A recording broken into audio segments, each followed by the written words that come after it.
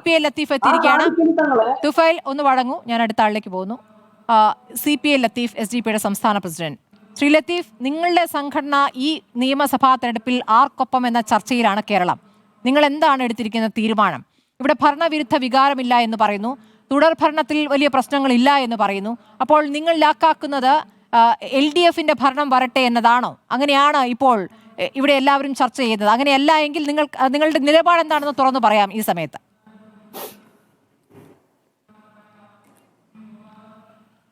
SDPI ഈ തെരഞ്ഞെടുപ്പിൽ 36 assembly മണ്ഡലങ്ങളിൽ കേരളത്തിൽ മത്സരിക്കുന്നുണ്ട്. സ്വന്തമായി സ്ഥാനാർത്ഥികളെ നിർത്തി എല്ലാ രാഷ്ട്രീയ പാർട്ടികളെയും പോലെ ശക്തമായി ആളുകളെ ഫീൽഡിലിറക്കി മത്സരിച്ച് പരമാവധി വോട്ട് സമാഹരിക്കാൻ ശ്രമിക്കുന്നു. മത്സരിക്കാത്ത 104 മണ്ഡലങ്ങളിൽ ആരെ പിന്തുണക്കണമെന്ന് പാർട്ടി ഇതുവരെ തീരുമാനിച്ചിട്ടില്ല. പാർട്ടി തീരുമാനിക്കാതെയാണ് എല്ലാവരും LDFനാണെന്ന് പറയുന്നു, UDF നേതാക്കൾ LDF SDPI ഡീലുണ്ടെന്ന് പറയുന്നു. അനാവശ്യമായ വിവാദങ്ങൾ എല്ലാവരും ഉണ്ടാക്കുകയാണ്. ഞങ്ങൾക്ക് വേണമെങ്കിൽ UDFനെ പിന്തുണക്കാം, ഒരു തടസ്സവും UDFനെ പിന്തുണക്കുന്നതിന് നിലനിൽക്കുന്നില്ല. ഞങ്ങൾ ഈ മുമ്പ് UDFനെ പിന്തുണച്ചിട്ടുണ്ട്, അതറിയാലോ. അപ്പോൾ UDFനെ പിന്തുണക്കണമോ LDFനെ പിന്തുണക്കണമോ എന്ന് പാർട്ടി ഡിസ്കസ് ചെയ്ത് ചർച്ച ചെയ്ത് തീരുമാനിക്കും.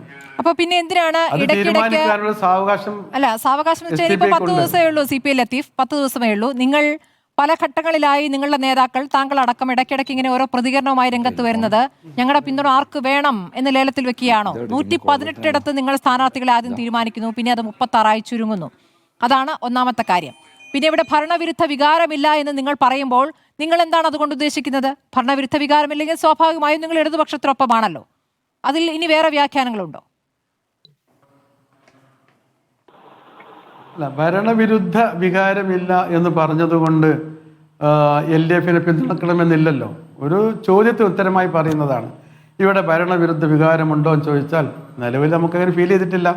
ഭരണവിരുദ്ധ വികാരമില്ല എന്നതുകൊണ്ട് LDFനെ പിന്തുണക്കണമെന്ന് എവിടെയാണ് പറയുക? അങ്ങനെയൊന്നുമില്ല.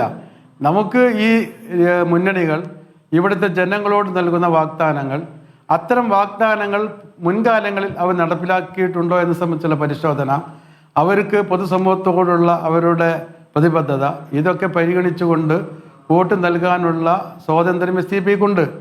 ആ സ്വാതന്ത്ര്യം ഉപയോഗിച്ച് വോട്ട് ചെയ്യും, അത്രയേ ഉള്ളൂ.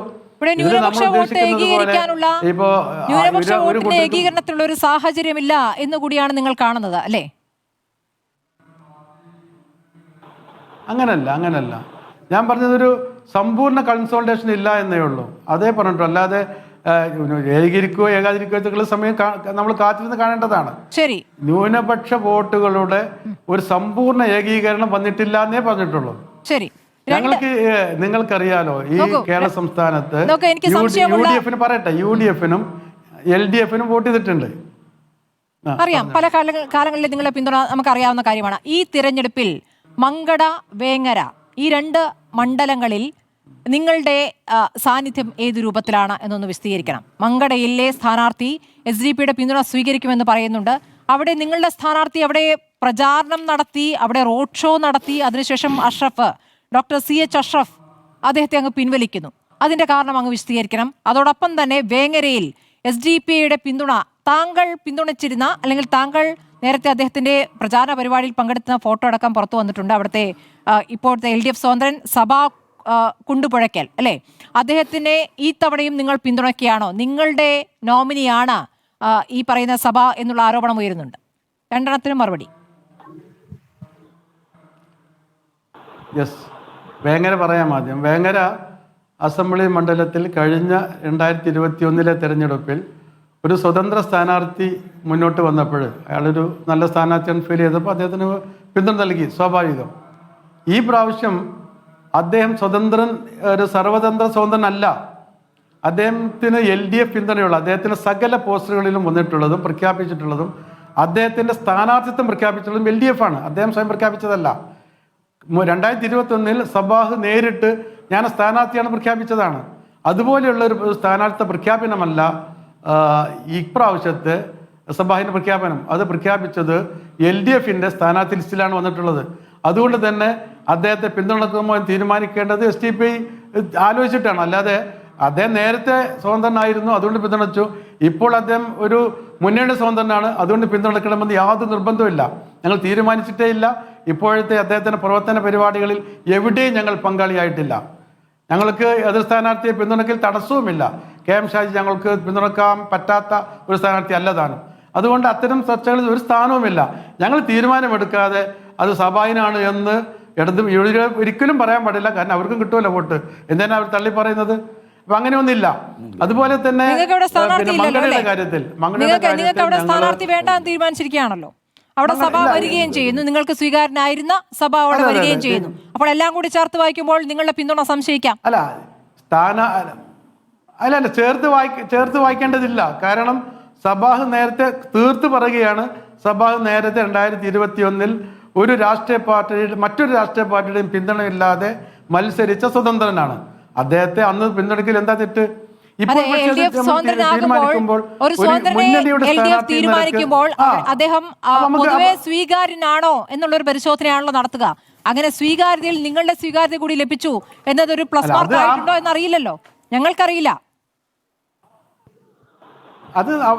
അത് ഞങ്ങൾക്കും അറിയില്ല. അവര് ഇടതു മുന്നണി ഒരു സ്ഥാനാർത്ഥിയെ തീരുമാനിക്കുമ്പോൾ എന്തൊക്കെ ഘടകങ്ങളാണ് അവർ പരിശോധിക്കുക എന്നുള്ളത് അവർ തീരുമാനിക്കേണ്ടതാണ്. അത് ഞങ്ങൾക്ക് പറയാൻ പറ്റുന്ന ഒരു കാര്യമല്ല. അത് അവർ തീരുമാനിച്ചില്ല, നമുക്ക് എങ്ങനെ പറയാൻ കഴിയും?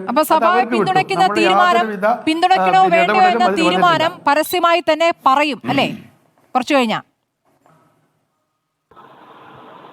അതെ, രഹസ്യമോ പരസ്യമോ എന്നല്ല, തീരുമാനമെടുത്തിട്ടില്ല.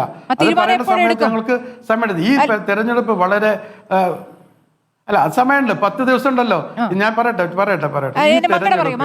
നമ്മൾ ഉദ്ദേശിക്കുന്നത് പോലെ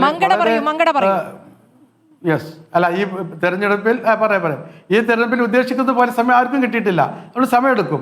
മറ്റൊന്ന്, മങ്കടയിൽ ഞങ്ങൾ അവിടെ മത്സരിക്കേണ്ടെന്ന് തീരുമാനിച്ചു. ഞങ്ങൾക്ക് ഞങ്ങളുടേതായ കാരണങ്ങളുണ്ട്. അത് ഞങ്ങളുടെ ഇന്റേണലാണ്, അത് ഞങ്ങൾക്ക് പുറത്തു വരാൻ കഴിയില്ല. നോക്കൂ, ഈ പുറത്തേക്ക് വരുന്ന പ്രതികരണങ്ങളാണല്ലോ തെളിവുകളാകുന്നത്. അങ്ങ് എത്ര ഞാൻ പൂർത്തിയാക്കട്ടെ. അവിടുത്തെ സ്ഥാനാർത്ഥി പറയുന്നു SDPIയുടെ വോട്ട് വേണം എന്ന് പറയുന്നു.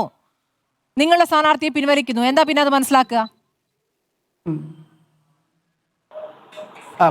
ഞാൻ പറയട്ടെ. മങ്കട മണ്ഡലത്തിൽ ഞങ്ങളുടെ പ്രീവിയസ് എക്സ്പീരിയൻസ് എന്ന് പറയുന്നത്, അവിടെ കഴിഞ്ഞ 2021 തെരഞ്ഞെടുപ്പിൽ ഞങ്ങൾ സ്ഥാനാർത്ഥി ഇല്ലായിരുന്നു. അവിടെ ഞങ്ങൾ അന്ന് മഞ്ഞളാംകുഴി അലിക്ക് പിന്തുണ കൊടുത്തതാണ്. അദ്ദേഹവുമായി സംസാരിച്ച് തീരുമാനിച്ച അടിസ്ഥാനത്തിൽ അദ്ദേഹത്തിന് പിന്തുണ കൊടുത്തതാണ്. ഞങ്ങൾ വോട്ട് കൂടി കൊണ്ട് ജയിച്ചതാണ് മഞ്ഞളാംകുഴി അലി. അപ്പോൾ ഞങ്ങൾക്ക് അദ്ദേഹത്തെ ഇനിയും പിന്തുണക്കുന്നതിൽ ഒരു തടസ്സവുമില്ല. അപ്പോൾ നിങ്ങൾ നേരത്തെ വാദിച്ചല്ലോ, നേരത്തെ നിങ്ങൾ സഭാവിന് വോട്ട് കൊടുത്തു, അപ്പോൾ നിങ്ങൾ ഇനി വീണ്ടും സഭാവിന് വോട്ട് കൊടുക്കില്ലെന്ന് ചോദിച്ചല്ലോ. അതേപോലുള്ള ഒരു സ്ഥിതിവിശേഷം മങ്കടിയിലുണ്ട്. ഞങ്ങൾ മഞ്ഞളാംകുഴിയിലേക്ക് കഴിഞ്ഞ ഇലക്ഷനിൽ വോട്ട് ചെയ്തതാണ്. അത് അദ്ദേഹത്തിനും അറിയാം, ഞങ്ങളുടെ പ്രവർത്തകർക്കും അറിയാം. അപ്പം നിങ്ങൾ ചോദിക്കണമായിരുന്നു, എന്തുകൊണ്ട് നിങ്ങൾ മഞ്ഞളാംകുഴിക്കല്ലേ ഇപ്പോഴും വോട്ട് കൊടുത്ത് ചോദിക്കണമായിരുന്നു. അത് ചോദിച്ചിട്ടില്ല. അപ്പം മറ്റ് സ്ഥാനാർത്ഥി, അവിടെ മത്സരിക്കുന്ന സ്വതന്ത്ര സ്ഥാനാർത്ഥി കുന്നത്ത് മുഹമ്മദ് എല്ലാവരുടെയും വോട്ട് ആവശ്യപ്പെടുന്നു. അതൊരു സ്ഥാനാർത്ഥി നിലക്ക് അദ്ദേഹത്തിന്റെ റൈറ്റാണ്. അദ്ദേഹം ആവശ്യപ്പെട്ടോട്ടെ, കൊടുക്കണമോ കൊടുക്കണമെന്ന് ഞങ്ങൾ തീരുമാനിക്കും. ശരി, മഞ്ചേശ്വരത്ത് നിങ്ങൾ സ്ഥാനാർത്ഥിയെ പിൻവലിച്ചത് ആരുടെ അഭ്യർത്ഥന മാനിച്ചിട്ടാണ്?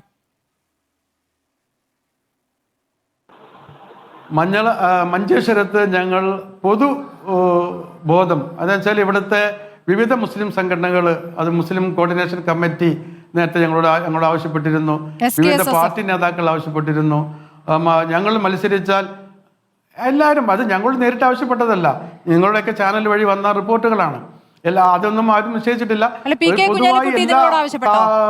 പാർട്ടികളും BJP ആവശ്യപ്പെട്ടോ? PK കുഞ്ഞാലിക്കുട്ടി എന്നത് അല്ല, പലരും ആവശ്യപ്പെട്ടിട്ടുണ്ട്. അതിപ്പോ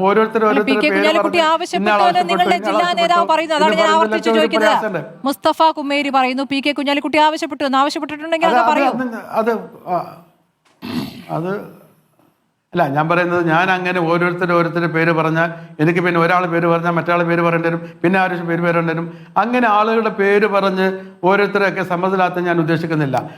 ഒരുപാട് രാഷ്ട്രീയ നേതാക്കന്മാർ, സംഘടനാ നേതാക്കന്മാർ, മുസ്ലിം കോർഡിനേഷൻ കമ്മിറ്റികൾ, അങ്ങനെ വ്യത്യസ്തമായ ആളുകൾ ആവശ്യപ്പെട്ടിരുന്നു. അങ്ങനെ പൊതുവായി എല്ലാ ആളുകളും ആവശ്യപ്പെടുമ്പോൾ അങ്ങനത്തെ ഒരു ആവശ്യത്തെ നിരാകരിച്ച് എല്ലാവരോടും ഒരു ശത്രുത നിലനിർത്താൻ ഉദ്ദേശിച്ചിട്ടില്ല. മഞ്ചേശ്വരത്ത് BJP ജയിക്കരുത് എന്നൊരു നിലപാട് പൊതുവെ LDF-ഉം UDF-ഉം എടുക്കുന്നുണ്ട് അല്ലേ? അവിടെ SDP സ്ഥാനാർത്ഥിയെ നിർത്താം എന്ന് തീരുമാനിച്ചത് ആരുടെ താല്പര്യമായിരുന്നു? മഞ്ചേശ്വരത്ത് ഞങ്ങൾ തീരുമാനിച്ചത് 3 പ്രാവശ്യം ഞങ്ങൾ UDF-നെ പിന്തുണച്ചതാണ്. 3 പ്രാവശ്യം UDF-നെ പിന്തുണക്കുകയും അവർ വിജയിപ്പിക്കുകയും ചെയ്തിട്ടുണ്ട്. ഞങ്ങൾ വിജയിച്ച സമയത്ത് ഞങ്ങളുടെ പതാക പിടിച്ച് അവിടെ പ്രകടനം നടത്തിയിട്ടുണ്ട്. അതിനർത്ഥം ഞങ്ങൾ പിന്തുണച്ചു എന്ന കാര്യം വ്യക്തമാണ് ഞാൻ പറയുന്നത്. അതിന് തെളിവ് അത് തന്നെയാണ്. അപ്പം ഞങ്ങൾ പിന്തുണച്ച് വിജയിച്ച സ്ഥാനാർത്ഥികൾ ആ തലത്തിലേക്ക് അവൾ വളരുന്നില്ല. അവർ കഴിഞ്ഞ തദ്ദേശ സ്വയംഭരണ സ്ഥാപനങ്ങളിൽ മഞ്ചേശ്വരം പഞ്ചായത്തിൽ SDP-യെ പരാജയപ്പെടുന്നതിന് വേണ്ടി അവിടുത്തെ ഇപ്പോൾ MLA ആയ വ്യക്തി BJP-യെ കൂട്ടിപ്പിടിച്ച് അവിടെ ഞങ്ങൾക്കെതിരെ മത്സരിച്ചു. അങ്ങനത്തെ ഒരു സ്ഥാനാർത്ഥിയുടെ ഫാസിസ്റ്റ് വിരോധം, BJP വിരുദ്ധതയിൽ ഞങ്ങൾക്ക് സംശയം തോന്നുന്നു. അത് ചർച്ചയ്ക്ക് വരേണ്ടതുണ്ട്. കാരണം ഞങ്ങളോട് വോട്ട് വാങ്ങി BJP-ക്കെതിരാണെന്ന് പറയുകയും പിന്നീട് BJP-യെ സഹായിക്കുകയും ഞങ്ങൾക്കെതിരെ അവിടെ പടനീക്കം നടത്തുകയും ചെയ്യുന്ന ഒരു സ്ഥാനാർത്ഥിയെ ഞങ്ങൾ വോട്ട് ചെയ്ത് വിജയിപ്പിക്കുന്നതിൽ സാങ്കത്യം നിങ്ങളെ ആലോചിച്ച് നോക്കൂ. എന്തർത്ഥത്തിലാണത്? അതൊരു പൊതു ചർച്ചയ്ക്ക് വരേണ്ടതുണ്ടായിരുന്നു. ആ ചർച്ചയ്ക്ക് വരേണ്ടതുള്ളത് കൊണ്ട് തന്നെയാണ് ഞങ്ങൾ മത്സരിച്ചത്. ഞങ്ങളുടെ ശ്രമം വിജയിച്ചു. അതൊരു പൊതു ചർച്ചയ്ക്ക് വന്നു. ഞങ്ങളുടെ ശ്രമങ്ങൾ ശരിയാണെന്ന് അവിടെ വന്നിട്ടുണ്ട്. ഞങ്ങൾ വിജയിച്ചു. ഞങ്ങളുടെ തെരഞ്ഞെടുപ്പ് മത്സരരംഗത്ത് ഞങ്ങൾ വന്നതിന്റെ താല്പര്യം ഞങ്ങൾക്ക് വിജയിച്ചു കഴിഞ്ഞു. ഇനി അവിടെ മത്സരത്തിന്റെ ആവശ്യമില്ല ഞങ്ങളെ സംബന്ധിച്ചിടത്തോളം. ശരി, അപ്പോൾ നിങ്ങൾ ഈ തെരഞ്ഞെടുപ്പിൽ സ്ഥാനാർത്ഥികൾക്കനുസരിച്ച് ഓരോ മണ്ഡലങ്ങളിലും ഓരോ നിലപാട് എന്നതായിരിക്കുമോ അതോ പൊതുവായൊരു നിലപാടായിരിക്കുമോ? ഞങ്ങൾ ആഗ്രഹിക്കുന്നത് പൊതുവായ നിലപാടാണ്. വ്യക്തികൾക്ക് വലിയ പ്രസക്തി ഇല്ലല്ലോ. മുന്നണികളുടെ നയങ്ങളും പരിപാടികളുമായിരിക്കും തെരഞ്ഞെടുപ്പിൽ വോട്ടായി വരിക, അല്ല തെരഞ്ഞെടുപ്പിൽ തീരുമാനങ്ങളായി വരിക, നമ്മുടെ സംസ്ഥാന ജനങ്ങളുടെ പ്രശ്നപരിഹാരത്തിന് കാരണമായി വരിക. അപ്പോൾ വ്യക്തികൾക്ക് വലിയ പ്രസക്തിയൊന്നുമില്ല. പരമാവധി മുന്നണികളുടെ നിലപാടുകളും അവരുടെ സമീപനങ്ങളുമായിരിക്കും. അല്ല, ഇതുവരെ മുന്നണികളുടെ നിലപാട് അങ്ങേക്ക് മനസ്സിലായില്ലേ? അല്ല ഞാൻ പറയുന്നത് നിലപാട് മനസ്സിലാന്ന് ചോദിച്ചാൽ ചർച്ച ഇപ്പോഴല്ലേ വരുന്നുള്ളൂ. ഇപ്പോഴല്ലേ ആരും ഫീൽഡിൽ ആളെ ഇറക്കിയിട്ടുള്ളൂ. സ്ഥാനാർത്ഥികൾ നിർത്തിയിട്ടതിൻ്റെ ഒരു സ്വഭാവം, അവർ പറയുന്ന കാര്യങ്ങൾ, അവരുടെ മാൻഡേറ്റ്, അവരുടെ മാനിഫെസ്റ്റോ ഒക്കെ ഡിസ്കഷൻ വെക്കണം. അത് കൂടാതെ ഞങ്ങൾക്ക് ഒരു കാര്യം ചർച്ച ചെയ്യേണ്ടതുണ്ട്. ഞങ്ങളുടെ പ്രവർത്തകന്മാരുടെ അഭിപ്രായങ്ങളും കൂടി തേടേണ്ടതുണ്ട്. ഞങ്ങൾ നേരത്തെ ഒന്നിച്ചും പരമാവധി മത്സരിക്കണമെന്നുണ്ടായിരുന്നു. പക്ഷെ ഞങ്ങൾ റിസോഴ്സ് അതിന് ഷെയർ ചെയ്യാൻ പറ്റാത്ത ഒരു പശ്ചാത്തലം വന്നപ്പോൾ ഒന്ന് എണ്ണം കുറച്ചതാണ്. അപ്പോൾ ഞങ്ങളെ സംബന്ധിച്ചിടത്തോളം ഇതിൽ തീരുമാനമെടുക്കുമ്പോൾ ഞങ്ങളുടെ പ്രവർത്തകന്മാരുടെ അഭിപ്രായം തേടണം. 104 മണ്ഡലങ്ങളിലെ പ്രവർത്തക കമ്മിറ്റികൾ വിളിച്ചു കൂട്ടണം. രമേശ് ചെന്നിത്തല ഇന്ന് ഉന്നയിച്ചിരിക്കുന്ന ആരോപണം SDP-യും CPM തമ്മിൽ ഡീൽ ഉണ്ടാക്കിയിരിക്കുന്നത് മുഖ്യമന്ത്രി നേരിട്ട് ഇടപെട്ടുകൊണ്ടാണെന്നാണ്. ഇതിലെന്താണ് അങ്ങേക്ക് നൽകാനുള്ള മറുപടി?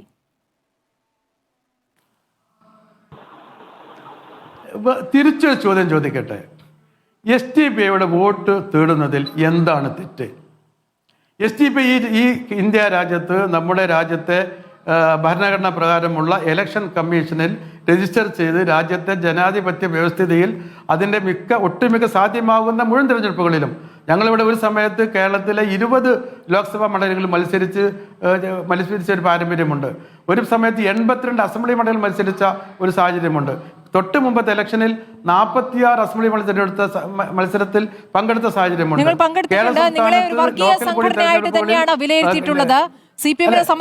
അഭിമന്യുവിന്റെ വധവുമായി ബന്ധപ്പെട്ട് നിങ്ങളുടെ അല്ല ഒരു മിനിറ്റ്. കേരള സംസ്ഥാനം രൂപം കൊണ്ടതിന് ശേഷം ഈ കേരള സംസ്ഥാനത്ത് ഒരു അഭിമന്യു മാത്രമേ കൊല്ലപ്പെട്ടിട്ടുള്ളൂ. എത്ര രാഷ്ട്രീയ കൊലപാതകം ഉണ്ടായിട്ടുണ്ട്? ലീഗുകാർ CPM-മാർ കൊന്നിട്ടില്ലേ? CPM-മാർ ലീഗുകാരെ കൊന്നിട്ടില്ലേ? ഇവിടെ ഫൈസൽ എത്ര ആളുകളുണ്ട്? ഷുക്കൂറില്ലേ? ഇവിടെ കോൺഗ്രസ്സുകാർ CPM-മാർ കൊന്നിട്ടില്ലേ?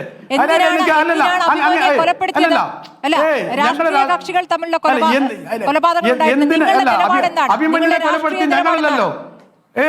അങ്ങനെ പറയരുത്. ഞാൻ പറയട്ടെ, അഭിമന്യുവിനെ കൊലപ്പെടുത്തിയത് SDP അല്ല തന്നെ. SDP ആണെന്ന് ഞങ്ങൾ ഒരിക്കലും സമ്മതിക്കുന്ന പ്രശ്നമേ ഇല്ല. നിങ്ങൾ അപ്പൊ സമ്മതിക്കാത്ത ഞങ്ങളുടെ കാര്യമില്ല. അതിന്റെ ഉത്തരവാദിത്തം ഞങ്ങൾ വിലയിൽപ്പിക്കണ്ട. പിന്നെ അത് ഞാൻ പറയട്ടെ, അല്ല അത് പറഞ്ഞിട്ട് കാര്യമില്ല.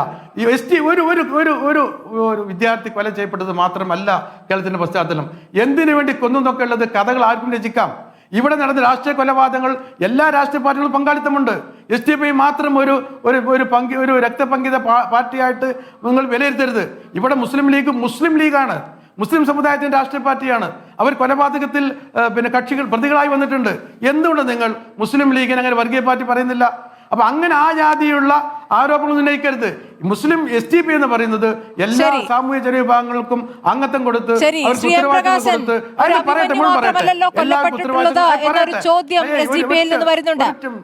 CPM പ്രതിനിധിയിലേക്ക് പോകുന്നു. ഞാൻ അങ്ങ് ഇത്ര സംസാരിച്ച